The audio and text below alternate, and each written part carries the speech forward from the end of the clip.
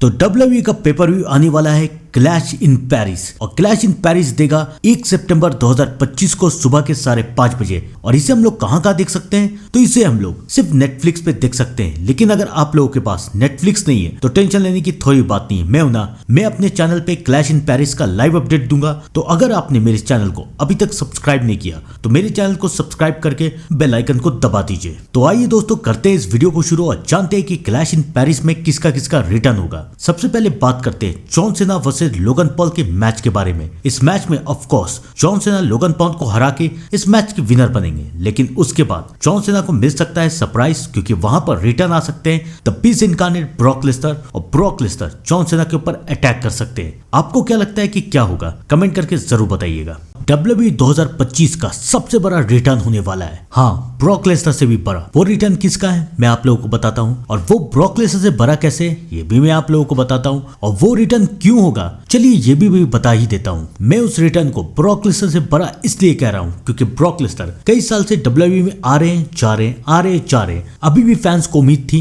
कि Brock Lesnar WWE में आएंगे, और मैंने भी ये कहा था कि ब्रॉक लेसनर अब जल्दी WWE में आने वाले, और फाइनली ब्रॉक लेसनर आ भी गए। और ब्रॉक लेसनर ने अपना पहला ओपोनेंट भी चुन लिया। ब्रॉक लेसनर ने चुना है जॉन सीना को, और क्राउन ज्वेल 2025 को Brock Lesnar versus John Cena का मैच होने वाला है। लेकिन ये जो रिटर्न है उसका भी रिश्ता क्राउन ज्वेल से ही है, और ये रिटर्न ब्रॉक लेसनर से बड़ा इसलिए है क्योंकि WWE फैंस ये कह रहे हैं कि ये WWE में कभी वापस नहीं आ सकता। CM पंक के बाद अगर किसी का इम्पॉसिबल WWE में आना है तो वो ये सुपरस्टार है। लेकिन मैंने आपसे कई बार कहा है और आज फिर से कहता हूँ कि वो एरा अलग था, ये एरा अलग है। उस वक्त विंस मैकमैन के हाथों में सब कुछ था। तो WWE सुपरस्टार का जिसका भी पंगा विंस मैकमैन से हुआ वो WWE छोड़ के चले गए, इंक्लूडिंग CM पंक। लेकिन जब से ट्रिपल एच ने WWE की बागडोर संभाली है तब से सारे WWE सुपरस्टार WWE में वापस आ रहे हैं। CM पंक भी WWE में वापस आ चुके हैं, ब्रॉक लेसनर भी आ चुके हैं, और अब आने वाले हैं डीन एम्ब्रोस। जी हाँ, मैं डीन एम्ब्रोस की बात कर रहा हूँ। क्राउन ज्वेल में डीन एम्ब्रोस आने वाले हैं, और डीन एम्ब्रोस क्या करेंगे ये भी मैं आप लोगों को बताता हूँ। क्लैश एट द कैसल में सेथ रॉलिंस अपने टाइटल को डिफेंड कर रहे हैं LA नाइट, CM पंक